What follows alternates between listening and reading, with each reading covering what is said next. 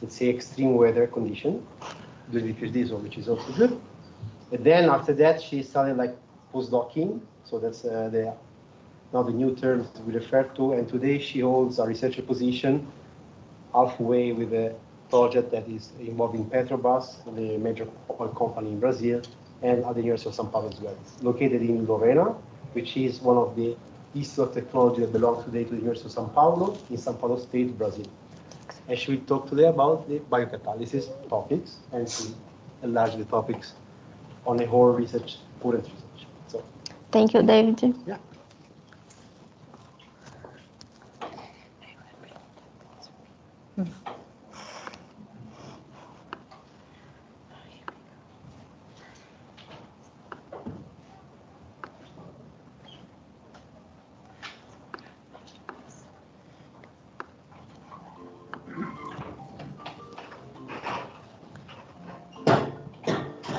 Thank you. Okay, thank you so much, Ahmed. Are you guys seeing me at home, or should I do like this? So thank you for the introduction, David, and thank you all the fellows BrIAS for the invitation to be here. I'm really glad to be a part of this event. And today I'm going to talk about nanotechnology that can be applied in the food industry, especially the nanomaterials that we can extract from the biomass. So first, I'd like to show where I came from. I'm from Brazil, from Lorena School of Engineering at the University of São Paulo. And we are located here in this spot of São Paulo state. And here, as in the side, we have Rio de Janeiro state. So Lorena is, the location of Lorena is very strategic because you are near to the business center and also to the scenic state that is Rio de Janeiro. So this is our campus on the Lorena city, and on the in this campus we have the Department of Biotechnology, where our lab is located. So I am a researcher in the nanobiotechnology and bioproducts lab. And our lab is subdivided in 3 different labs. The first one is the biocatalysis and the bioproducts lab, where we can make some research concerning the enzymatic technology and how we can apply this technology to extract or to modify some nanomaterials. The second lab is the bioprocess development lab. Here we process the biomass and make their characterization, but mostly we can extract 2 kind of nanoproducts that are nanolignin and also nanocellulose. And finally, in the third lab is the nanocomposite and 3D print labs, where we can assemble some nanocomposites using these nanomaterials, and we can evaluate the performance on the extrusion and 3D print process. So our lab is mostly focused in the application of the biomass, and we explore the biomass because we believe the biomass is aligned to the future technology for the future bioeconomy. And for this reason, that's why I bring here the technology, all the technologies that the European Union community, they see as the future for the bioeconomy. So here we have the digital security and connectivity, micro and macro, nano and micro electronics and photonics, and there is the biotechnology that the next speaker will talk more about, and also artificial intelligence. And finally, we have advanced materials and nanotechnology and advanced manufacturing. And in these 2 technology, the biomass can be explored the most. Because we can, if you keep in mind that when we are talking about advanced technology, we are talking about additive manufacturing as well as integrated biorefinery platform. We can use the biomass in this sense. As well, we can explore the biomass into the molecular and the nanometric scale and get smart, sustainable products like nanomaterials and nanotechnology with lightweight technology.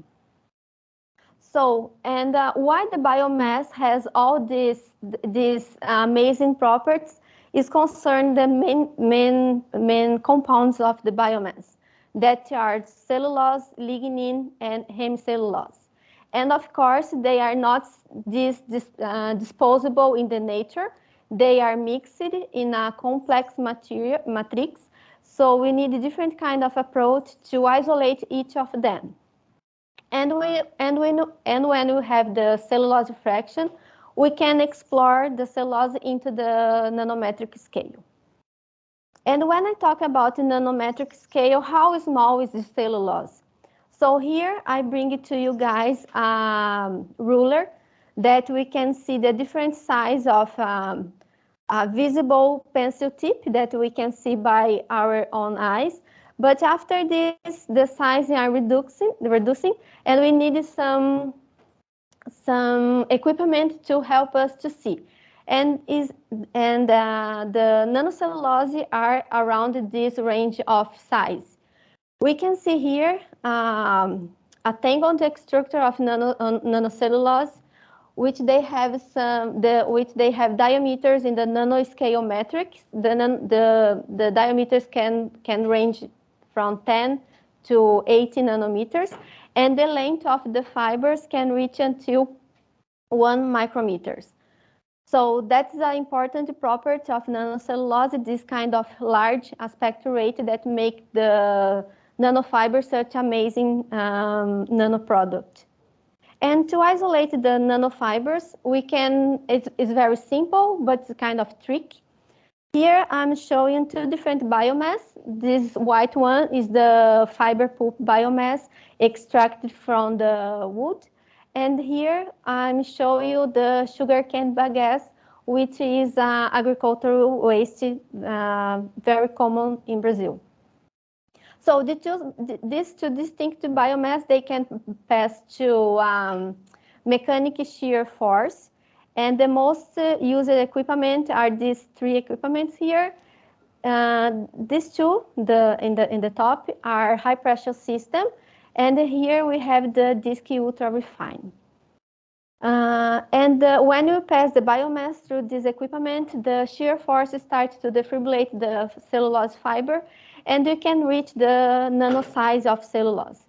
But the process, even is too simple, it's kind of tricky because there are some bottlenecks when you think about the industrial scale, that is the energy consumption. Both of the three of them, they consume a large amount of energy, especially the high pressure system. So in our lab, we are using more the disc ultra refiner because it consumes a small amount of energy, and also is a scalable technology that we can implement in an industrial site. So after the biomass pass the mechanical force, we obtain this kind of suspension. This is a gel-like suspension. So here, what you're seeing, guys, is 99% of water and just 1% of solid content. So this is a very interesting property of nanocellulose. They are super hydrophilic, and this is one of the properties that make the nanofiber so special to be used in a food industry. So this material can be applied in three different ways in the food industry. The first one, cellulose nanofiber can be applied as an additive food. And in this case, the fibers will be acting as an emulsifier or a stabilizer agent. This is because so here we have some example of where the nanofibers can be. This is a web topping, and this is the dressed salad and soy sauce. And the presence of the nanofibers there can hold the emulsification for a longer time. And also the non-cellulose can be present in frozen desserts like ice cream, and the presence of the nanofiber can hold the shape of the ice cream for a longer time before start melting. And the reasons why CNF make this is concerned about the formation of pickery emulsions.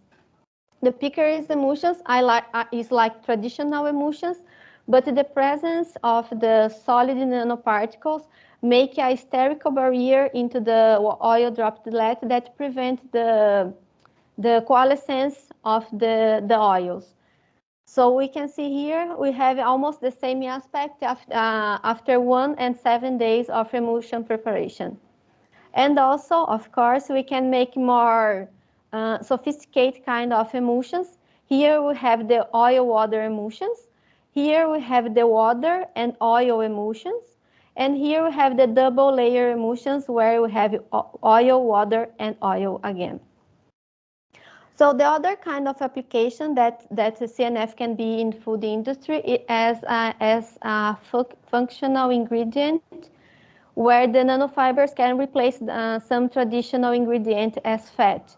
So we can, the presence of the CNF can formulate low-fat calories food, and also the presence of these fibers can be considered as a dietary fiber.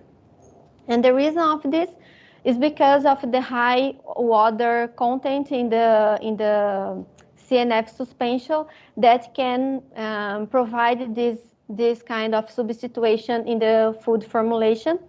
And also cellulose is insoluble fibers, even into the nanometric shape. It's still insoluble in our organism and can provide some beneficials to us. This is the less explored function of CNF in food, but still we can do this. And the third and more explored possibility of application for the nanofibers is for the food package.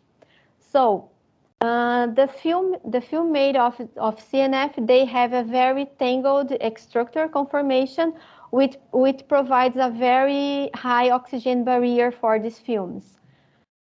But on the other side, the same films, they have a low water vapor barrier because of the hydrophilicity of cellulose. And to kind of fix this problem, there are a large amount of reports in the literature that propose to make some chemical modification of cellulose surface. So with this modification, we can get some hydrophobic cellulose, and we can fix this problem of water and oxygen barrier, increase the potential of cellulose to be applied as a package for food. So we have these three different applications, and of course we need different materials for each one of them.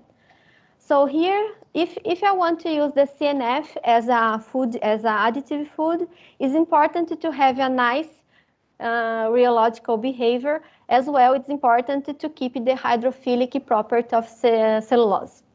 But on the other side, if I want to apply for a food package, it's important to the nanofiber have a high surface area, as well a very nice mechanical property and thermal stability.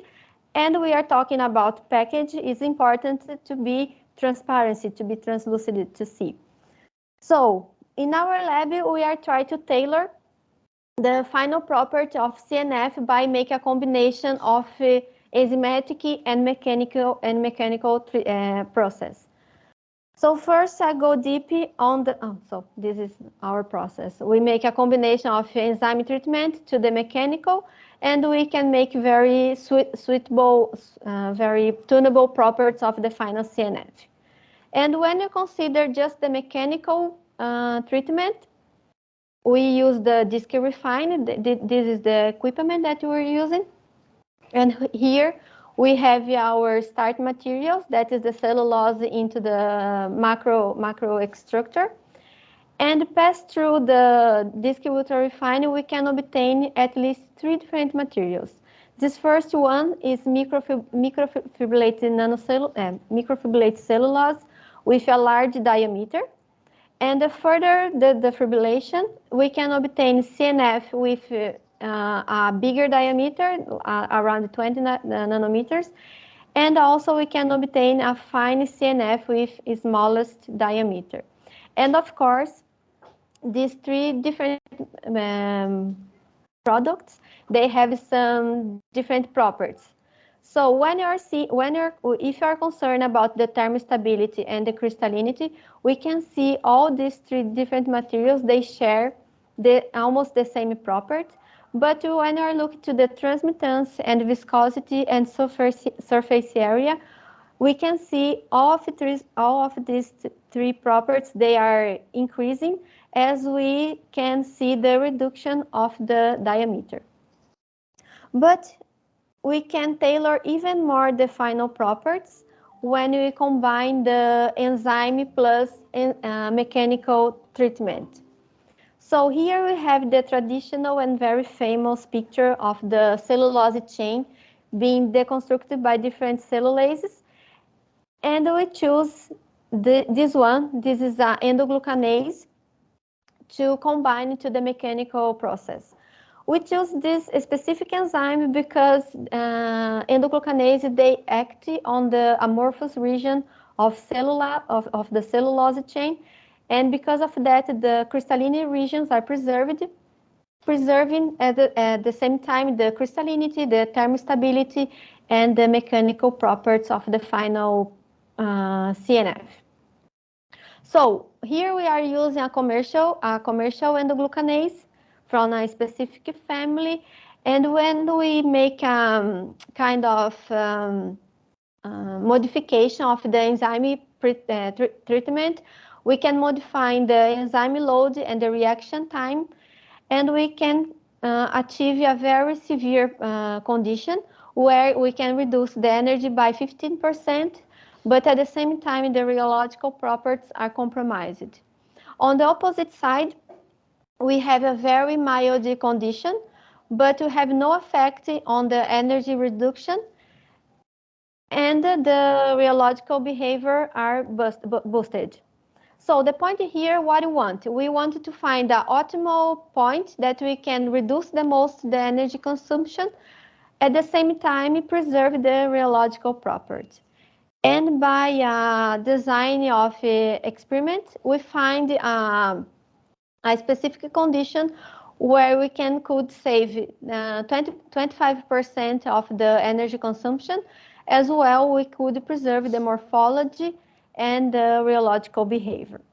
But this I'm talking about just one endoglucanase from one specific family. And in the cluster of endoglucanase, there are a lot of different families that now are starting to explore to be used in this isolation process. Here today I bring 2 examples. This is an endoglucanase from family 6 and an endoglucanase from family 7. This is the primary extractor, the linear extractor of them, and we can see they have this different catalytic domain, as well differences on the binding domain. And these differences, they reflect on the energy consumption for the CNF production, whereas the family 6 were more efficient to reduce the energy inputted. And a very interesting thing is that both of these endoglucanases could preserve the morphologic aspect of the final CNF, as well reduce the diameter very efficiently. And an important property, as I said, is the rheological behavior. Here we are demonstrating the storage and the loss modulus. And we can see the black line is the control sample. We can see the family 6 could make a little enhance of this rheological property. And now we have these different kind of materials, and now we are starting our preliminary tests use the CNF as a food additive for yogurt supplementation. So we are picking this. We choose these three different materials: the microcellulose, the CNF with diameters around 20 nanometers, and the NZ-CNF. And we can see here, there are some difference of them. We can see some free water for the microfibrillate cellulose. As well, we can see a more consistent property from the nanofibers. And the first thing that we follow on the system is how the presence of the cellulose material can affect the fermentation process to make the final product, to make the yogurt. So we follow the pH during the whole fermentation process. It took 3 days to get the final yogurt, and we can see here the presence of the cellulose materials didn't affect the fermentation process. We are concerned about it because maybe the proteins or the sugar that are present in the milk could aggregate or precipitate in the presence of the nanofibers. So now we have the yogurt, and we started to make some evaluations of the yogurt consistency, because the point here is to use the nanofibers to make a modification of the rheology of the yogurt. So here we have the water content of the yogurt. We can see here they apparently don't have so much difference on this water content, but if you observe the yogurt CNF, we can see a little bit higher water content, which maybe reflect on the consistency of the yogurt, losing having a little a small consistency, but the control sample is quite similar to the yogurt NZ-CNF in about the consistency. And here we have an image of a macro extractor of the yogurt, and we can see the yogurt CNF and yogurt NZ-CNF. They have apparently they have small pores, and this can be related to the tangled conformation that these fibers can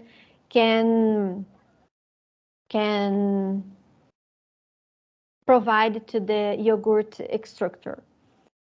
So this is one kind of application, and the next one that I show you is applying the nanofibers into food package.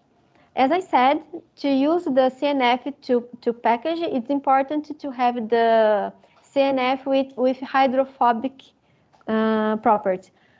And when we think about the application in food industry, it's important to use a product that didn't have any kind of any chemicals or any dangers of solvents and so on. So here we are proposing to use an enzyme modification of CNF, where the enzyme can introduce, can bind long chain fatty acids to the cellulose surface and turn the surface more hydrophobic.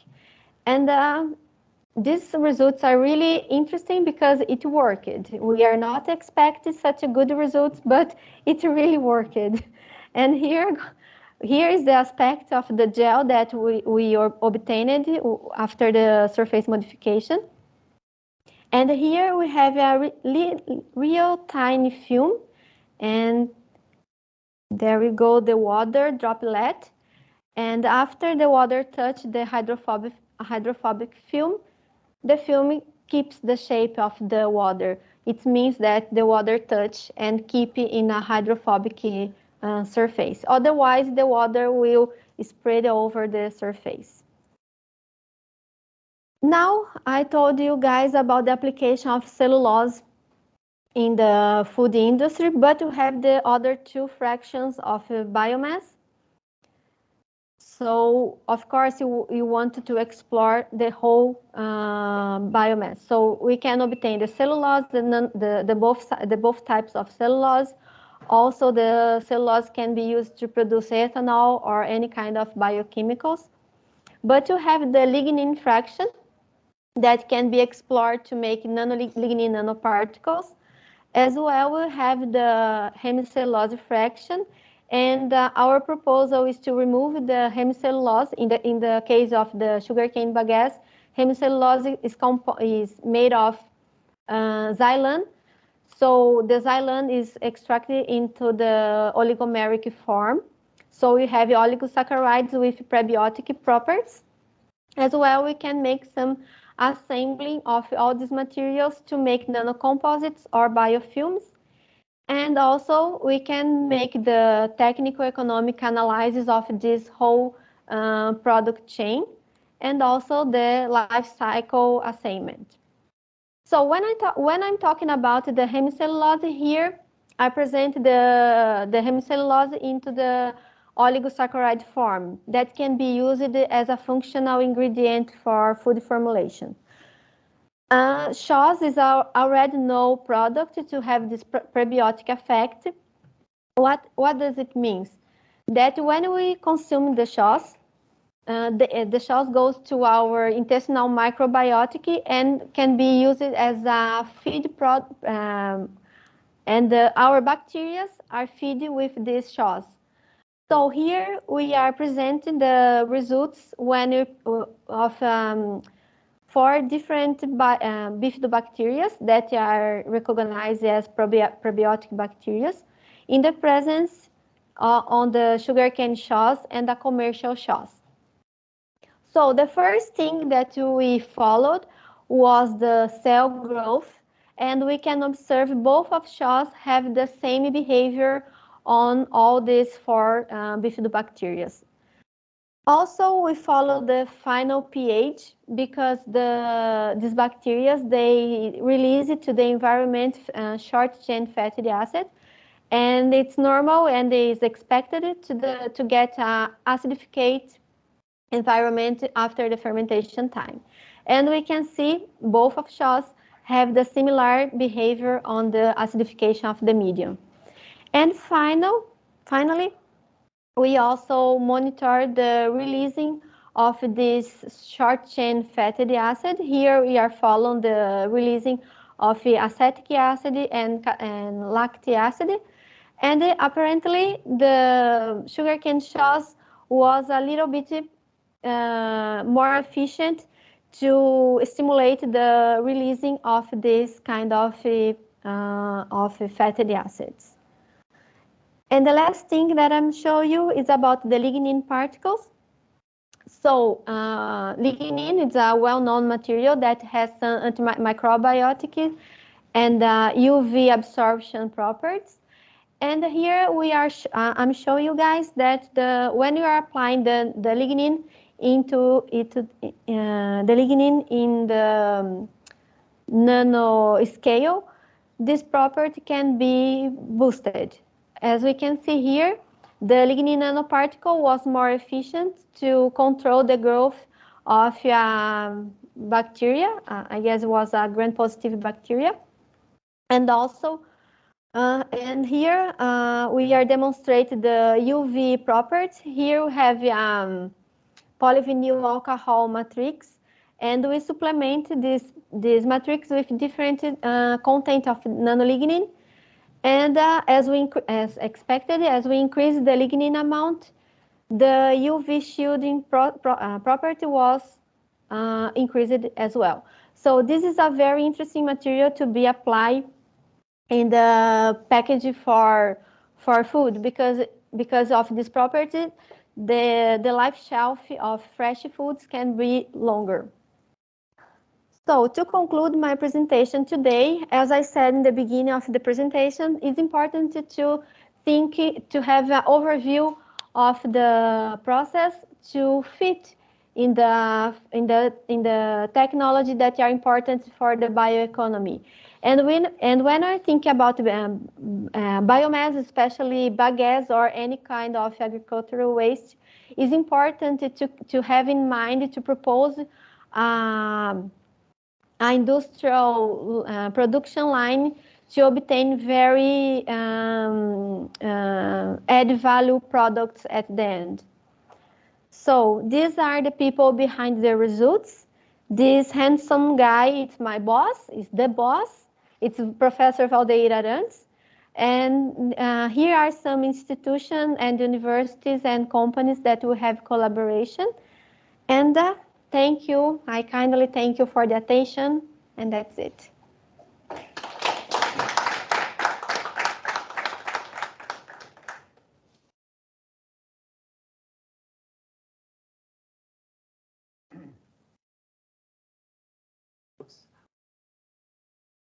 Okay, works good. And now, thanks, Gabi, for the presentation. We can welcome some questions from the audience or from the people listening from home. Any questions? Don't be shy. We went first. Claudia first. Thank you. Sorry, maybe I didn't get it at the beginning, but the microlignins are still commercialized inside the food products. Is it still something that it's done? You mean like a commercial product so far? I don't think they are commercialized as lignin nanoparticles, but there are some startups, I guess in Canada, it's called Celluforce. They combine the nanolignin to the nanocellulose, and they are tailoring some properties of these final materials, but I'm not sure how they are and in which kind of products they are commercializing this. Okay, so because I was also curious about let's say the reaction of people when they see something like this in the ingredients. Yes, the people that is concerned about the toxicity of the lignin, as of course it's kind of trick. But now, I think this is a new technology, and I see the nanolignin be applied more in this kind of in this matrix, be trapped in the plastic matrix and not being releasing to the environment or to our organism. So I think this is the future of application for nanolignin, I guess. Yeah. Okay, actually, I'm going to take a ride on Claudia's question. Actually, we already have a lot of stuff from biomass in the food industry. Like if you take like a chocolate in the market, you're going to see that there's a lot of carboxymethylcellulose. So it's actually, that was going to be my question. Like if you think that you can replace carboxymethylcellulose with these types of cellulose, or if it's just a complementary thing, like a there is a lot of products that they already have cellulose in the formulation, especially the carboxymethylcellulose. And for the application for the human consumption of nanocellulose is still a trick because it's not recognized as a GRAS status. It's not like a safe food for us. But some studies are in the development, and I believe it's interesting to substitute the carboxymethylcellulose for a nanocellulose because you don't have any chemical process to obtain the different material that maybe have the same properties, the same results as a CMC. It's more curious based question. It's so you showed this yogurt consistency. How do you measure that consistency? It was not me, but I followed the procedure. They use a rheometer. Is a flat plate rheometer, but it was not the smooth plate. It was like they have some scratch on this to make more doable because the yogurt they melted over. So it was used a more scratch plate to do this, but it was a normal rheometer. The Brookfield rheometer, I guess, was this one. Rheometer, yes. Other questions? Yeah.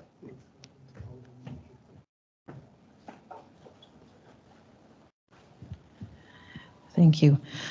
Just a comment in the chat, but I might upgrade it to a question from Antonella Pasqualone. She said, "Dear Gabriela, thanks a lot for showing your very interesting research results. Really, a lot of applications can be imagined also in other foods."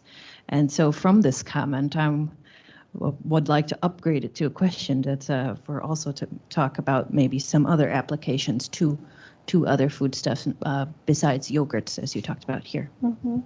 Yeah, there is, as I said, there is, as Thiago said, actually, there are already some products that are using cellulose in the composition, especially things like ice cream and the emulsing products. So, of course, this kind of products can be using the nanocellulose in the future. So, like another kind of gelato, maybe? Yeah, maybe. With dietary fibers. Bagasse gelato. Bagasse gelato. Trademark, BrIAS 2022.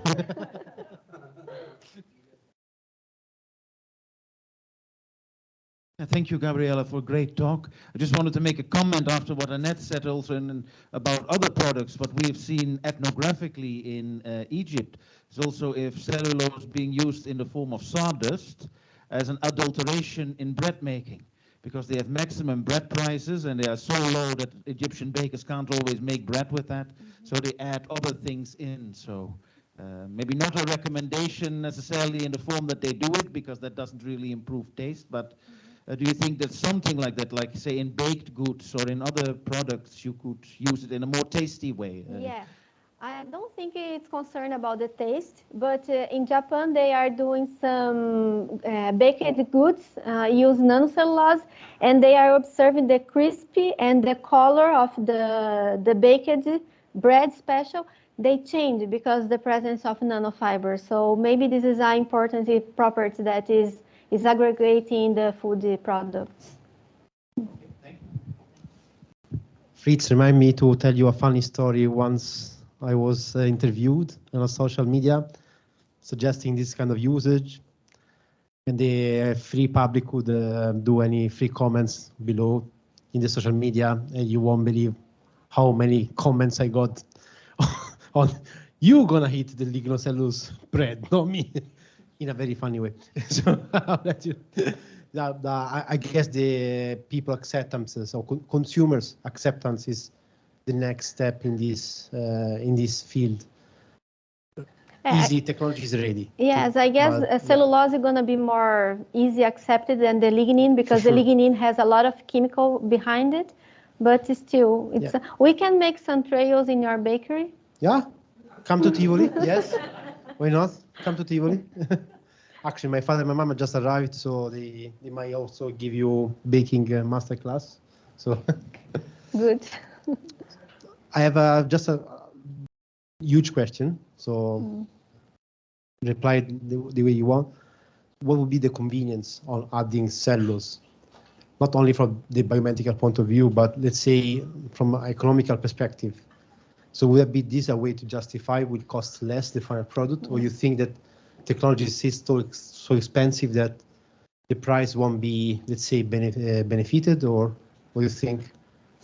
Yeah, the production of nanocellulose is quite high because the energy consumption is still the bottleneck of the production.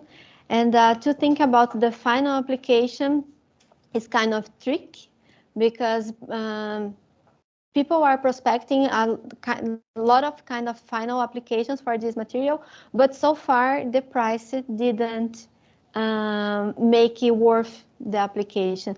So, but it's kind of new technology. It's going in a deeper and constant research from I guess 15 years ago. So I guess with the evolution of research and trying to make the production more affordable, maybe the application can be justified. Okay. Other question from online people. Audience, Paulo, there you are. Finally, an undergrad covering from the starch. Yeah, just a curiosity. I was wondering, how did you pass from the gel to the film for the packaging? And I was also thinking about the degradation of this film. Did you study it, or do you have some ideas about it? From the gel to the films, there are two main ways to do. Is by casting, it's just like a regular control evaporation of the water, and also by filtration. That's a little trick because it's so small that all the pores of the filtration got clogged. So the casting is the best way to do this. And about the degradation, the nanocellulose is kind of more difficult to be degraded by the microorganism.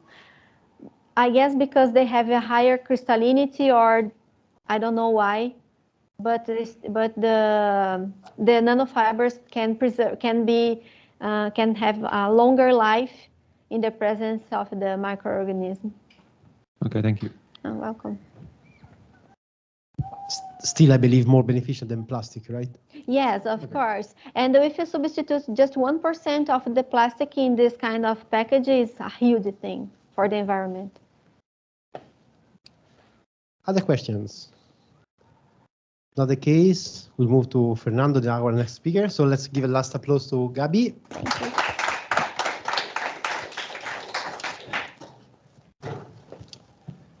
So now it's my honor to. You still have okay, so we have to gain 1 minute or two. So Fernando will soon load this presentation. Obviously, it was not last minute slide. No.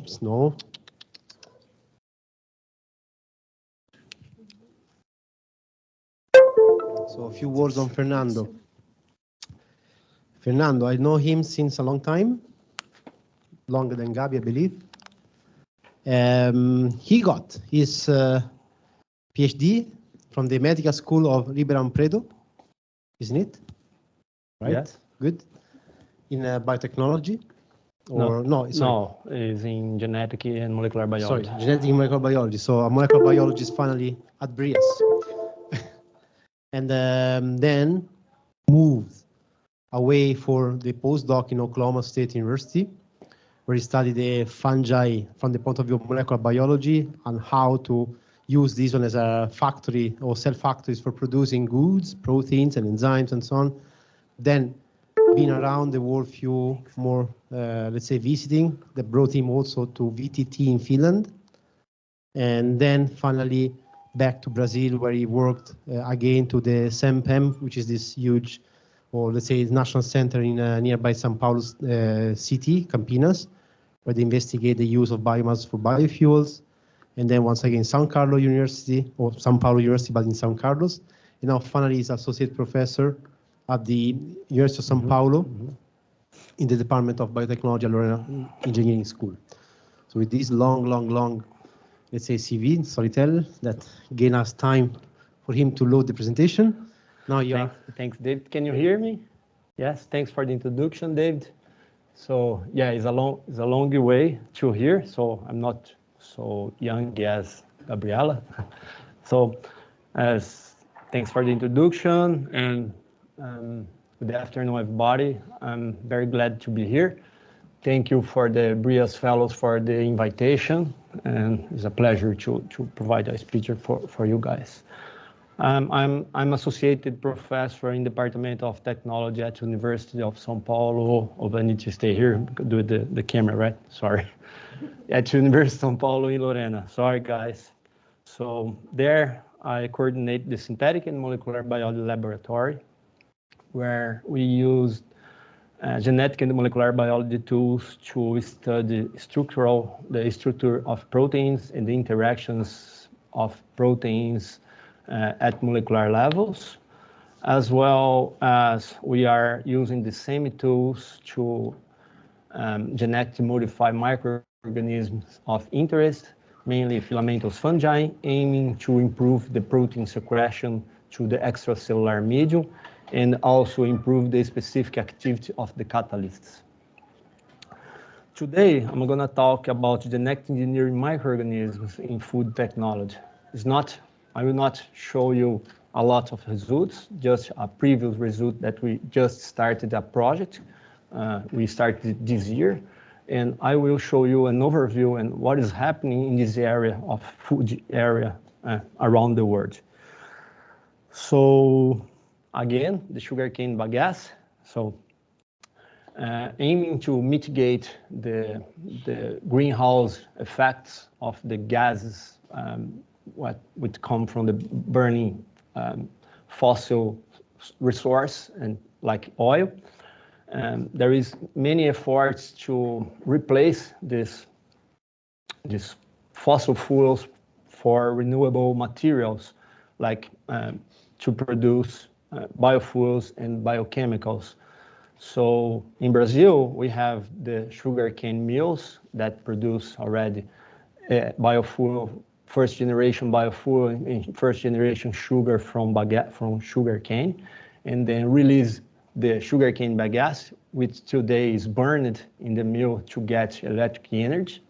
So our efforts to figure out how to break down this bagasse in these monomers and to release the trapped sugar, and how to use these sugars to produce second generation biofuels and second generation biochemicals. So why not use these sugars? We can have the molasses, and then we can have the second generation sugars to produce other stuffs like the dietary proteins and also food ingredients. Following the tendency, I will show you guys some companies that are startups in Finland and also in USA that is already get this kind of stuffs. So they are using sugars, generally from agricultural wastes, to produce ingredients for foods. Here I am showing companies that brew foods and ingredients. For example, here a spin-off from VTT in Finland, named as Onego Bio. Here is the CEO of Onego Bio. They are creating egg without chicken. So they are brewing genetically modified microorganisms, a strain of Trichoderma rhizae, and this Trichoderma rhizae will use carbon source to convert it in proteins. So this proteins is secreted directly to the extracellular medium, and then these proteins can be recovered and used to other stuff. It's like we are doing for the cellulase, but now it's to other way to produce ingredients for food industry. So the trichoderma is able to secrete this protein. So the idea is to mitigate the environmental impacts of chicken egg derivative of albumin. The company is real. The company already produced these stuffs, and this stuff is already being used to produce food, as I am showing here, a meringue animal-free albumin. Following this tendency, other two companies in USA, one in California and the other one in Minnesota, also brew foods and ingredients. This company, the Super Brewed Food and Perfect Days, using the same approach of VTT, providing sugar for the microorganism to convert this sugar in compounds of interest. In this case, proteins of milk. So they are producing milk without cows. So companies also already exist, and companies has a plant in the Perfect Super Brewed Food has a company in Minnesota, which is able to produce 4 million gallons of cultured milk, 4 million gallons of cultured milk per year. So they are already using these proteins to produce creamer, barista blend, and milk. As example, Perfect, they also brew proteins of milk in a bioreactor using genetically modified microorganisms and use these proteins to produce gelato, ice cream, and produce also cheese. Here we can see a brie produced using non-animal-free milk proteins and also a milk. So following this tendency, in 2019, the São Paulo Research Foundation released the call for create centers in São Paulo state that is problem-oriented research centers. They approved around 10 centers, and which are directed to these problems in São Paulo. And one of the centers, here's the abbreviation in Portuguese, but it means the Integrated Biotechnology Platforms for Health Ingredients. So this platform is coordinated by ITAL, which is the Technological Institute of Food at São Paulo State, and has collaboration with University of São Paulo, where we are from, the University of Campinas, and plus 10 companies. So I cannot show companies yet, but there is 10 companies. The mission is to develop the food industry at São Paulo State, because most of the ingredients in São Paulo is imported, okay? So this platform, the PBS platform, is split in four sub-platforms. The platform 1 is for structured lipids, platform 2 for phenolic extracts, platform 3 is for prebiotics, as Gabi showed the effect of prebiotics for you before, and sweet proteins. And the last one, the platform 4, is for vegetal protein. Remembering that platform 1, 2, and 4, they are using agro-industrial waste like soybeans and sugarcane bagasse to create tools to produce this kind of compounds. The platform 3 there is 2 sub-platforms for prebiotics, which will be performed at University. The platform 3 will be performed at University of São Paulo, but is split in prebiotics, which will be in Physical Institute of São Carlos by Professor Igor Polikarpov, and sweet proteins, which will be performed by us in Lorena. This is the only platform that will use genetically modified microorganisms to produce these compounds. For example, prebiotics needs enzymes to modify biomass to get these probiotics. And we are aiming to produce sweet proteins using genetically modified microorganisms. So why to produce sweet proteins? Well, the high consumptions of sugar is already a problem. For example, Brazil is the 4th consumer in the world with 12 million tons per year. And the World Health Organization recommends to get up to 12 spoons per day, and Brazilians get 18 spoons per day. So many studies show that high consumptions of sugar can be developed in the future through disease like myopia, thrombosis, gastritis, diabetes, some kinds of cancer, obesity, high blood pressure. The same studies show that people that consume less sugar during their lives, they have a better performance. Like you can see pretty and younger skin, you can see a better mood, no heart damage compared to those that consume a lot of sugars, better memory, and peaceful sleep. Maybe for this I have a bad memory because I consume a lot of sugars. So most of this problem is due to consumptions of ultra-processed foods, like we can see here. However, companies is trying to change these applications and replace these sugars, the high caloric sugars, for sweeteners. So there is many sweeteners as nutritive sweeteners. For example, many products use these sweeteners and has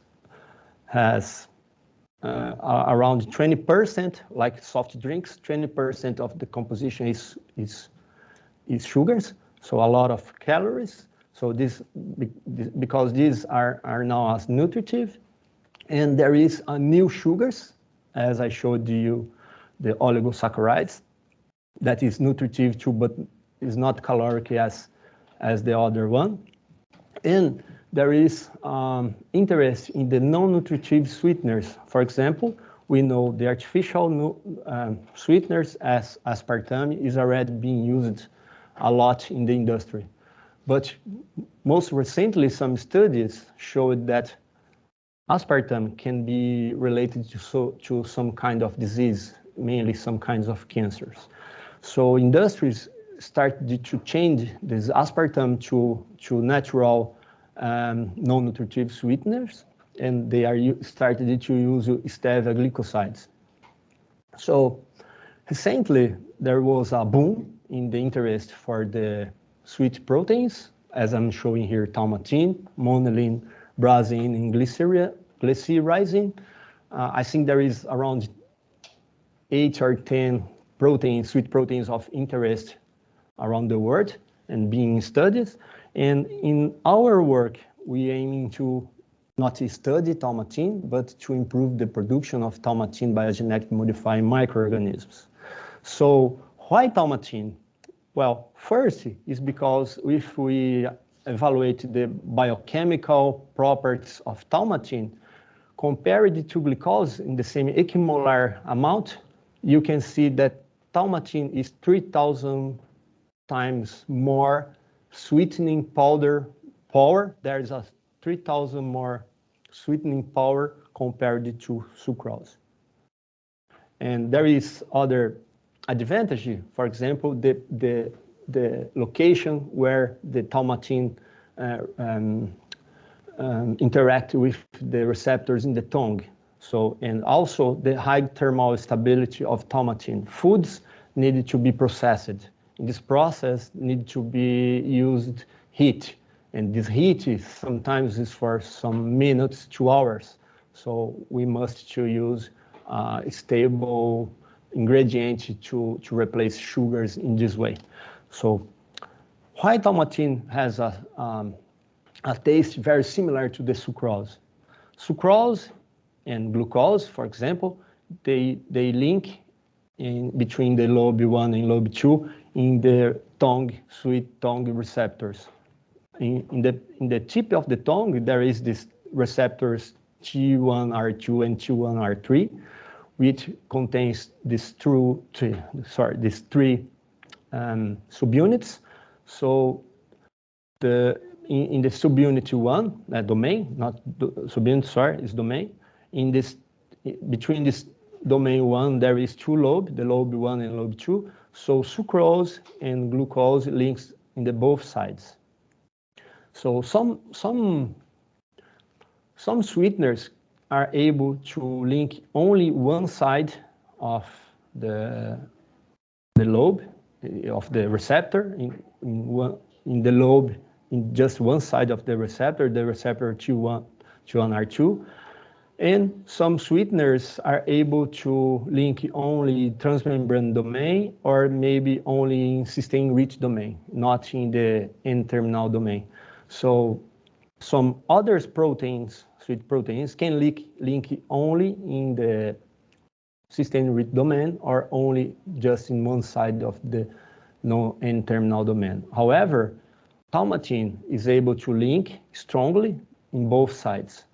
Then you can add just a little amount of thaumatin to get the same taste of sucrose or glucose, for example.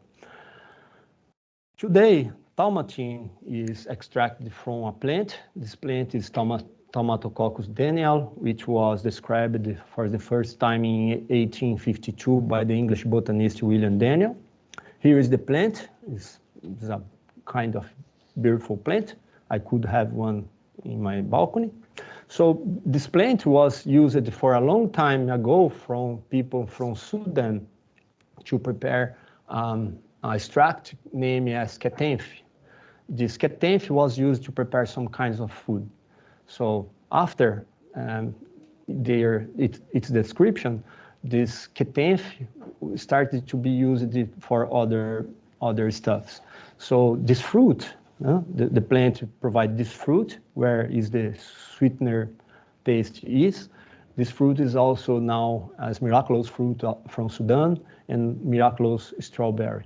To get the thaumatin, this fruit must be ground, and this extract must be treated by many chemical procedures, and then followed by ultrafiltration, and then freeze-dried process. And after that, we'll get a light yellow-brown thaumatin powder. There is some histories about this powder be allergenic, but if you work with the thaumatin in solution, it's okay. So that's another problem to get the powder. In Chicago, a factory, oh, sorry, I was not in Chicago, I was in Swiss. Some works started to be allergenic to thaumatin, so they just diluted in water and it's okay.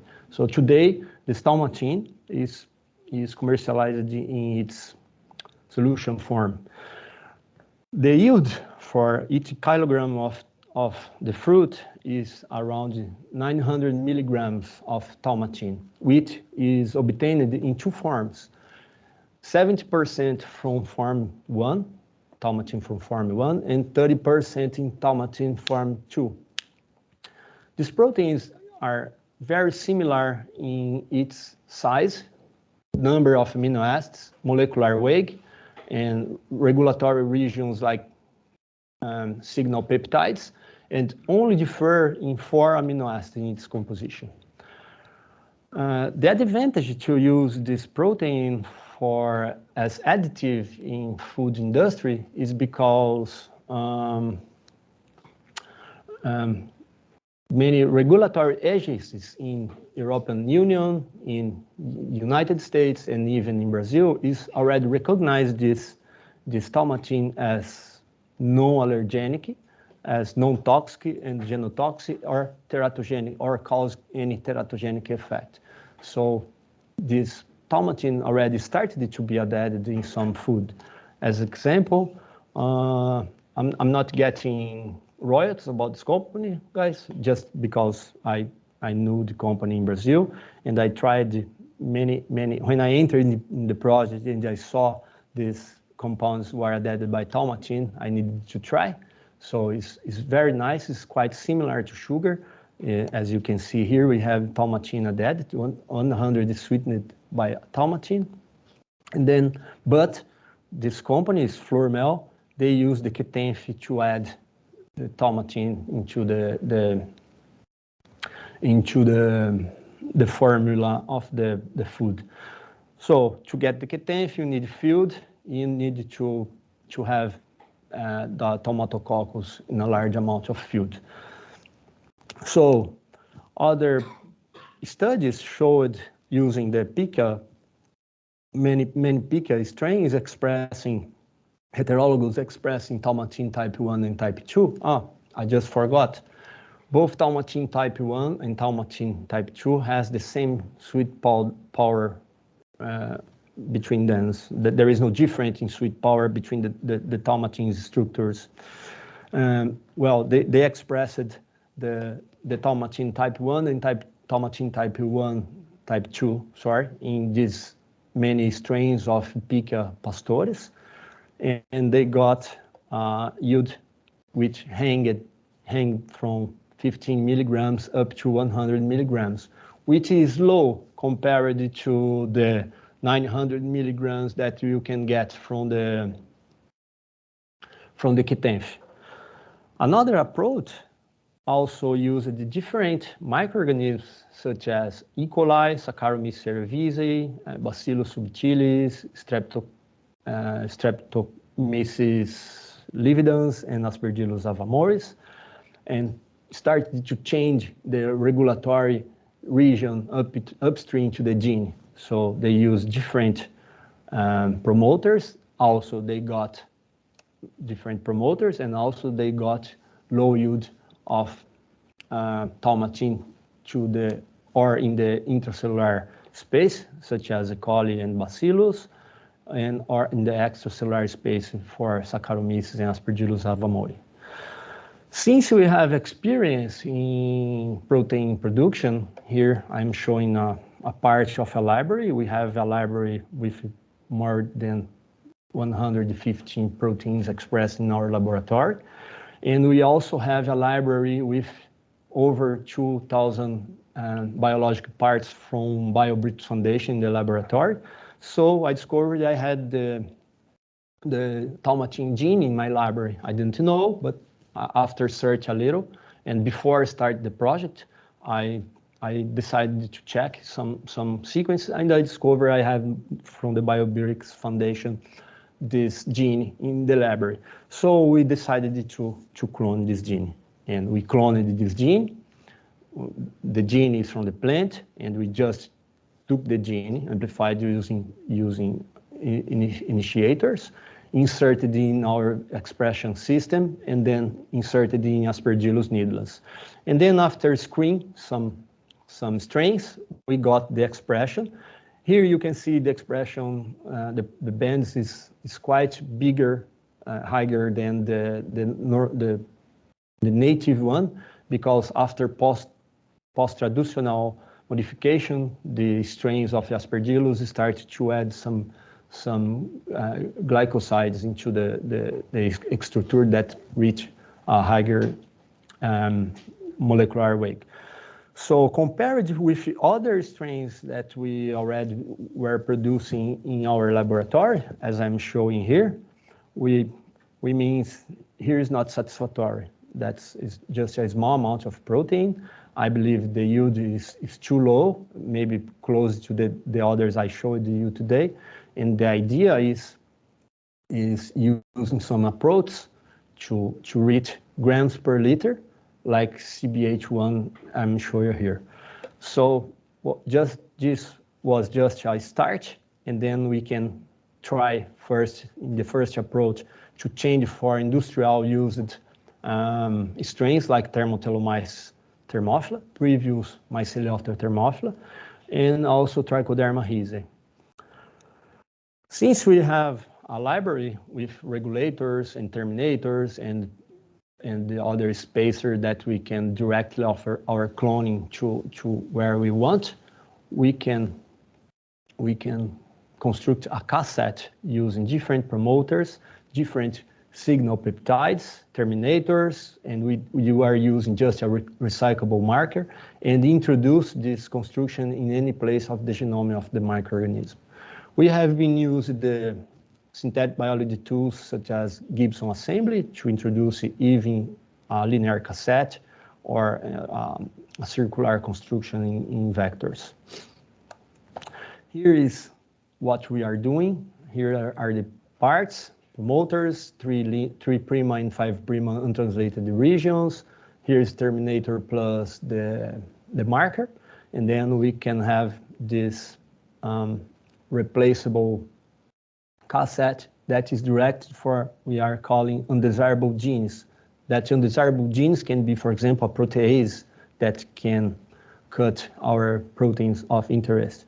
One of the advantages of this methodology is that we don't need to use E. coli to transform our filamentous fungi, since we can amplify from these two sides only in the PCR. So we are first approach is to screening promoters. So we have this promoter library. It's just a small scale, and we are aiming to check for many promoters that can improve the protein expression and secretion to extracellular medium. And then the second approach will be when we get the better expression of the promoter, we are aiming to study the regulatory elements at the promoter, and then we can use synthetic and natural approach from the promoter and construct hybrid or only synthetic promoters, like I'm showing here this study by Mohito et al., where he used it to analyze the regulators in the promoter and used a native promoter and started to change by synthetic regions from a synthetic promoter.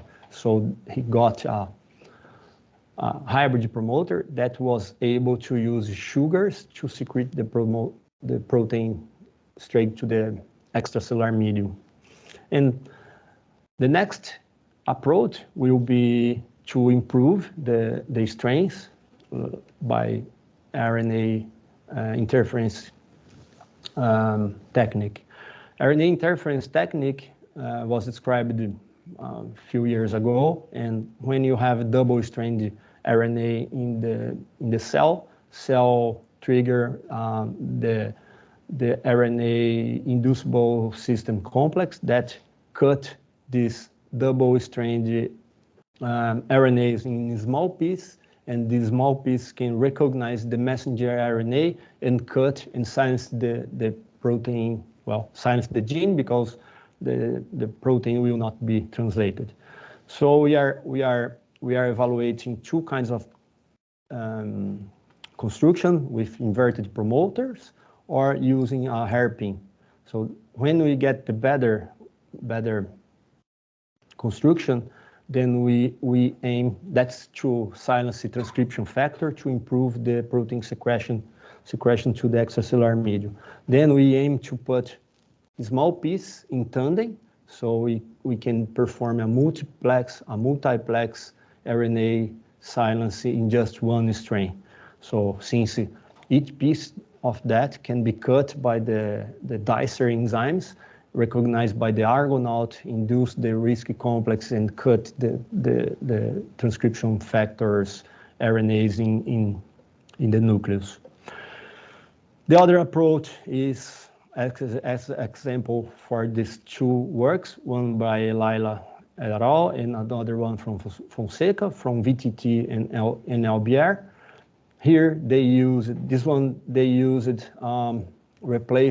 gene replacement, and here they use the CRISPR-Cas9 as tools to modify the transcription factors, and then they standardized the fermentation and nutrient conditions. So for Elila, they got, of course, it's for total protein, they got around 11 grams per liter.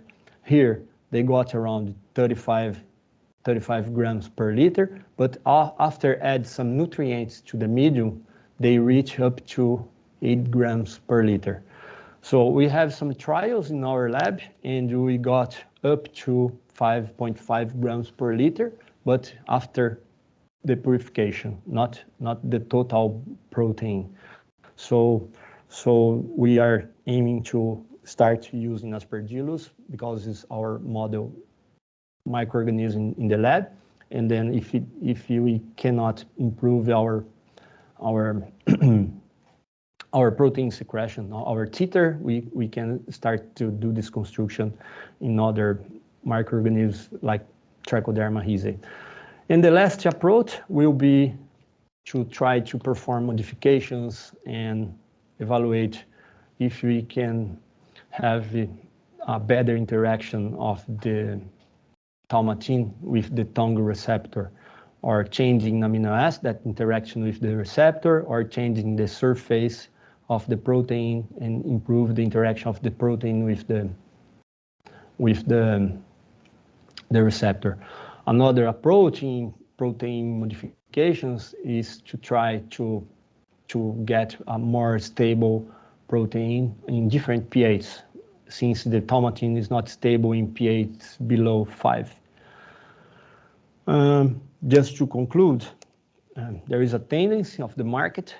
In 2016, the market for animal-free proteins was around $3.5 million per year. Today, we are around $8 or $9 per year, and the progression is to reach around $17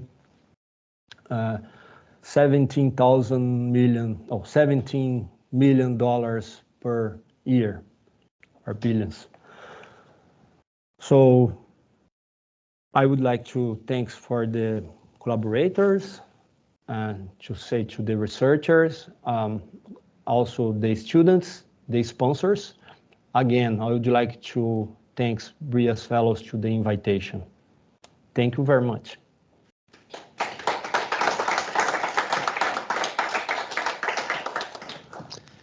Did I talk too fast? No, it's perfect. So actually in time. So thanks for the nice talk. So any question? I guess we learned that we should stop calling sweet people when somebody's in a very good humor. Yes, stop eat sugar. So There is studies, but for example, I am always in the good mood, and I use a lot of sugar. I should decrease the consumption. So you are the denied value of the yes, data set. I can give you animal-free proteins, but I prefer animal protein. Any question from the audience? Thiago, let me burn some sugar.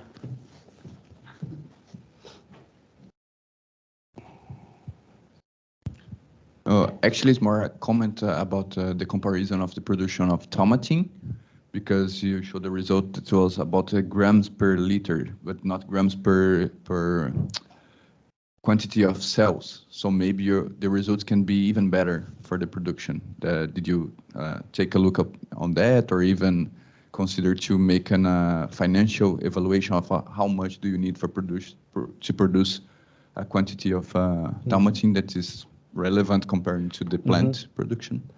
Yes, no, we didn't. As the project started in January, so we just had time to clone quick the gene and transforming the filamentous fungi and do this evaluation. The first idea is to improve. We didn't did this economic evaluations, but we would like to have better, because it's not easy to quantify the purified protein, because to have a sharp result, you need to use antibodies. So here I am just visually quantifying, because of course I am having grams per liter, but it's the crude extract. And for tomatin, we didn't purify yet, and we didn't know how much we have in that gel. The first trial, it will be to perform the codon bias of the gene and to insert, because this gene is to be produced in plant, not in microorganisms. But maybe your tip is good. I have a broad consideration. Usually, we always have to trade off between large production for, let's say, bulk uses of new products, like in the case of the not animal protein. So we always associate this one to replace like a steak or like a fish and so on, as also in this comic here. Yeah, But actually, what you are proposing is that using a very small amount of specialty. Yes. Protein that are resembling sugar, and then so to just give like sugar-free, protein-rich beverage in this case. Yes, the idea first is, for example, today the main source of non-animal proteins are soybeans. In Brazil, at least, are soybeans. For example, to have a large amount of proteins from soybeans, you need to have a large field to crop. And this protein that are being proposed, you can have just a large bioreactor and produce these proteins over there. So can I replace that fields for natural forest and produce my proteins in the laboratory? Looks like, I think Merck is selling reagents to people start to print meat in the laboratory. Okay. I think the tendency is changing, because if we do not mitigate this change, I don't know what will happen with our plant. Still, I mean, the benefit is still that instead of using like 5 grams of sugar, you can use just like 1 milligram of this. Yes, that's so environmentally speaking, you are consuming less energy and emitting less CO2 for the same final effect that is the sweetener. Yes, for example, that's the direct link to the environmental benefits. If you need in a process, if you need 3 kilograms of sugar, you will just add 1 gram of tomatin. It makes the deal. So yes. Question from the audience, from online. And the other thing is related to the calories. There is no calories, and it's nutritive because the body can absorb the protein.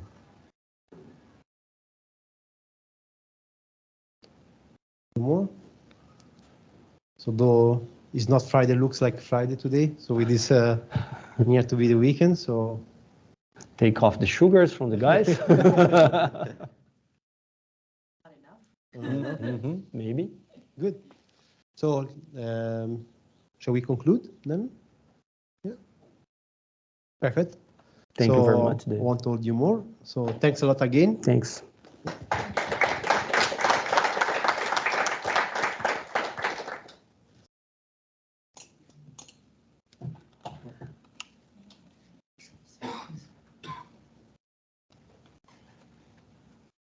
For Fernando, for generic for everybody. Okay. Hello. Thank you so much, Gabriela and Fernando, today for your wonderful talks. Thanks so much.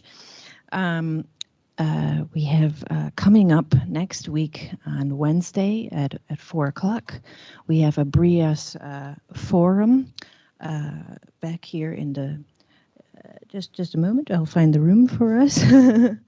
We're in Forum I, 2072.74, for our forum on new frontiers of food production and food waste upcycling.